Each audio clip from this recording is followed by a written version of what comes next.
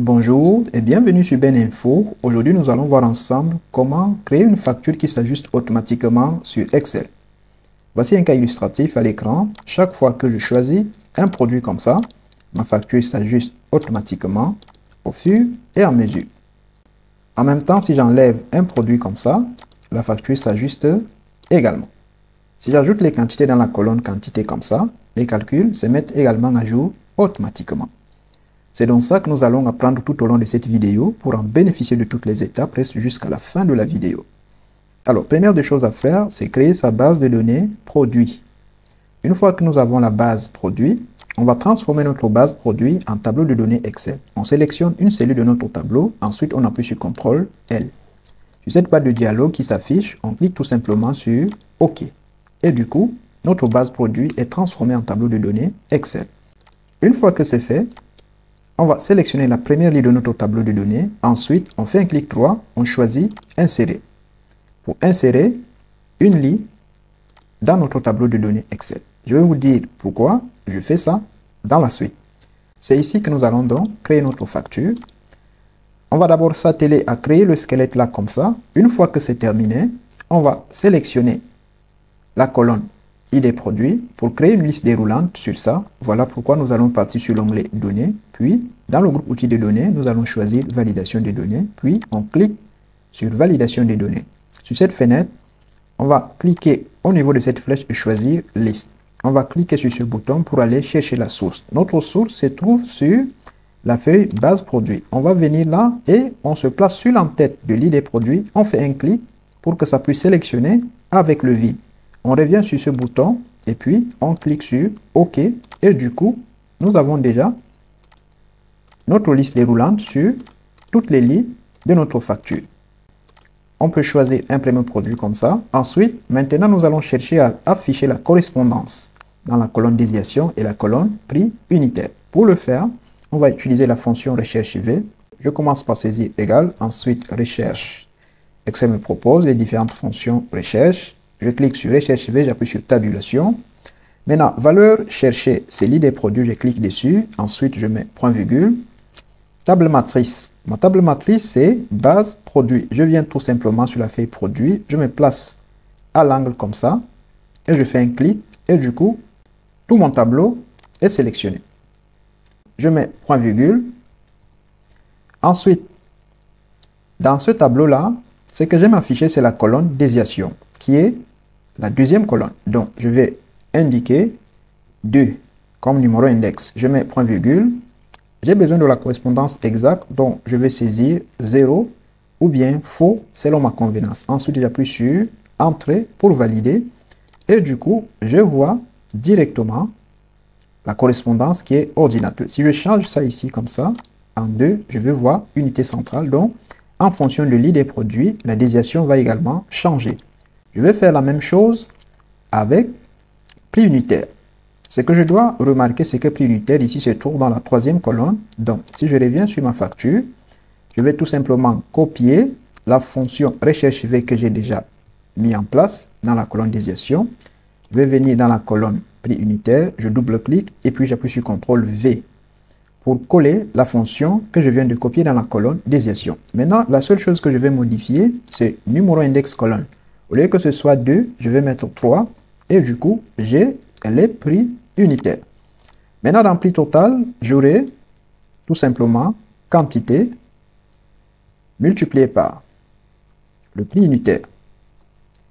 Et là, c'est bon. Je vais tout simplement ramener toute la formule en bas. Je vais également faire la même chose ici. Et là, je vois dièse, NA, dièse, NA. Il rencontre des erreurs parce qu'en fait, il n'y a rien comme valeur cherchée. Si je mets quelque chose, ça s'affiche bien. Donc, comment régler ça? Nous allons utiliser la fonction si erreur. Je reviens ici, je saisis si erreur, je choisis la fonction si erreur comme ça. Je mets point virgule. Je dis donc que si il n'y a pas erreur, ça m'affiche la formule normale. S'il y a erreur, ça m'affiche le vide. Et j'appuie sur Entrée. Je vais recopier ça sur toutes les lignes. Et là, on voit que c'est corrigé. Je vais également appliquer la fonction si erreur ici. Je dis si erreur. Ça veut dire quoi? S'il n'y a pas d'erreur, ça fait ce calcul D8 fois E8. Mais s'il y a erreur, ça m'affiche le vide. J'appuie là et je remets sur toutes les lignes. De cette façon, je n'ai plus d'erreur. Je vais également ici tirer vers le bas. Et là, j'ai le même problème. Je vais également appliquer un coup de si erreur. Si erreur. Donc, s'il n'y a pas d'erreur, tu m'affiches la fonction recherche V. S'il y a erreur, tu m'affiches le vide. Voilà pourquoi j'appuie sur deux guillemets de 3 pour indiquer le vide à Excel. Une fois que c'est fait comme ça, je tire tout simplement vers le bas. Et là, j'ai déjà fini. Maintenant, si j'ai besoin de remettre la même mise en forme que sur la colonne quantité et la colonne ID produit, je vais tout simplement sélectionner ça comme ça. Je fais un clic droit, je choisis copier. Ensuite, je viens là. Je sélectionne prix unitaire, la colonne prix unitaire et la colonne prix total. Je fais un clic droit, je choisis collage spécial et puis je choisis format. Et je clique sur OK.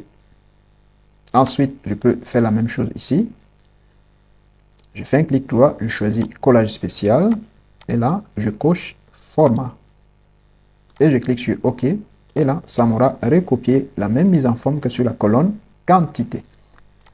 Une fois que j'ai déjà fini ça comme ça, je me rends compte que bon, il y a les zéros. Si je n'ai pas besoin de voir les zéros ici, lorsque la quantité est vide, je peux tout simplement dire, je peux placer un si derrière si erreur. Je dis si la cellule quantité est égale au vide,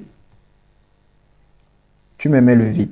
Dans le cas contraire, tu appliques la formule qui est juste devant là. Je ferme la parenthèse. Et là, je tire vers le bas. Ça arrange la situation, mais je suis obligé encore de copier la mise en forme ci pour remettre. Question de présentation. Je fais un clic droit, collage spécial. Je coche format et je clique sur OK. Total acheté. J'ai besoin de la somme de la colonne totale. Je vais donc dire égal, somme, j'appuie sur tabulation, je viens sélectionner toute cette colonne, ensuite je ferme la parenthèse, j'appuie sur entrée. Puis en bas, TVA 20%, je vais dire égal, total acheté multiplié par 20%. Multiplié par 20%, j'appuie sur entrée. Ensuite, total TTC égale total acheté plus la TVA. J'appuie sur entrée. Maintenant, je dois également appliquer le format monétaire euro sur les deux colonnes. Je sélectionne comme ça. Ensuite, j'appuie sur CTRL M. Et là, c'est bon. Maintenant, il me reste à ajuster au fur et à mesure que je vais sélectionner un produit. Si je sélectionne le vide comme ça, on voit que c'est vide, mais ça n'ajuste pas ma facture. Alors, qu'est-ce que je fais? Je vais ajouter une colonne ici. Je vais appeler ça tri. Je vais dire ceci égale si la cellule qui est juste au-dessus de la ligne où je me trouve sur la colonne ID produit est égale au vide, alors je mets 0. Dans le cas contraire, je mets 1. Je ferme comme ça. Je ferme la parenthèse. Et je vais appliquer ça sur toutes les lignes affichables de ma facture. Et là, je vais activer les filtres. Je m'en vais sur l'onglet Accueil. Je viens dans le groupe Édition. Et je clique sur Filtre pour activer les boutons de filtre. Vous allez remarquer que chaque fois que je vais par exemple décocher le 0 ici, ça ne va que m'afficher les cellules qui contiennent les données avec une ligne vide en bas. Chaque fois que je vais décocher les 1, on va se rendre compte que ça ne m'affiche que les cellules vides. Et je peux donc faire ce jeu comme je veux. Si j'ajoute un produit comme ça ici, vous allez vous rendre compte que lorsque je veux afficher les vides, les deux vont être masqués. Quand je veux cocher ceux qui sont remplis, on aura ceci simplement. Maintenant, comment automatiser le tri là? On va tout simplement faire un clic droit sur le nom de la feuille. Ensuite, on va choisir visualiser le code. À ce niveau, on va choisir worksheet. Puis, l'événement qu'on va associer, c'est change. On va donc supprimer ce qui est en bas comme ça. Ensuite, on va saisir un simple bout de code. On va dire mi.autofilter point apply filter. Et c'est fini. On va tout simplement revenir sur notre feuille Excel. On va masquer cette colonne. On sélectionne, on choisit masquer après avoir fait un clic droit. Et là, on va se rendre compte que au fur et à mesure que nous allons ajouter les produits, ça va s'ajuster automatiquement. Maintenant, si j'enlève en choisissant le vide, l'utilité d'avoir mis le vide, c'est pour me permettre ici de pouvoir accéder au vide dans ma liste déroulante. Si je n'avais pas inséré une ligne vide dans ma colonne base à l'entame, je ne pourrais pas enlever les produits. Voilà pourquoi ici, nous avons inséré une ligne vide pour que dans notre liste déroulante, on puisse avoir un vide au-dessus. Donc, quand je choisis un produit comme ça s'ajuste automatiquement. Si je mets les quantités, par exemple 2, comme ça, vous allez vous rendre compte que le calcul se met automatiquement à jour au fur et à mesure. Et là, nous aurons tout simplement une facture en bonne et due forme qui s'ajuste automatiquement. Pour question de présentation, on peut venir sur affichage et décocher quadrillage. Et là, nous avons donc notre facture qui s'ajuste au fur et à mesure. Voilà donc ce que nous avons voulu partager ensemble, mes amis. Si vous avez aimé la vidéo, il faut liker et partager pour en faire bénéficier d'autres personnes. Surtout, n'oubliez pas de vous abonner, d'activer la cloche de notification pour ne pas rater nos prochaines vidéos. On se dit donc à bientôt sur Ben Info.